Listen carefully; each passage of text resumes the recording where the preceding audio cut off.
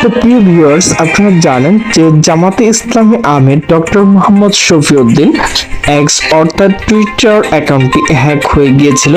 তো সেই টুইটার হ্যাকটি মূলত কে করেছিল, তো তাকে কিন্তু আটক করেছে DB police. Doctor Mohammad Shafiuddin নিজের এক সাবেক টুইটার অ্যাকাউন্ট হ্যাকের ঘটনার সংশ্লিষ্ট ব্যক্তিকে আইন শৃঙ্খলা বাহিনী আটক করায় সন্তোষ প্রকাশ করেছেন বাংলাদেশ জামাতে ইসলামী আমির doctor Mohammad Shafiqur Rahman.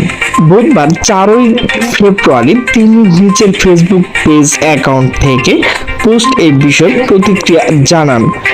Facebook post doctor Shafiqur Rahman লেখেন, আলহামদুলিল্লাহ, আমার ভেরিফাই এক্স আইডি টুইটার যেখান থেকে হ্যাক হয়েছিল সেই সংশ্লিষ্ট ব্যক্তি আইন রক্ষাকারী বাহিনীর হাতে আটক হয়েছে।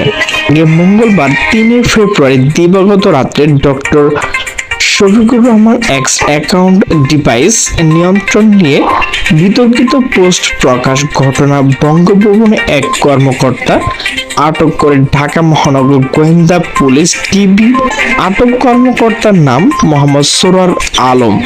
তিনি বঙ্গভবনে রাষ্ট্রপতি কার্যালয় সহকারী প্রোগ্রাম হিসেবে কর্মরত রয়েছেন। ঢাকা মহানগরী পুলিশ ডিবি এর গোয়েন্দা শাখা প্রধান অতিরিক্ত পুলিশ কমিশনার রফিকুল ইসলাম বিষয়টি নিশ্চিত করেন। তিনি জানান, জিজ্ঞাসাবাদের জন্য মোহাম্মদ সরোয়ার আলমকে ডিবি কার্যালয়ে আনা হয়েছে।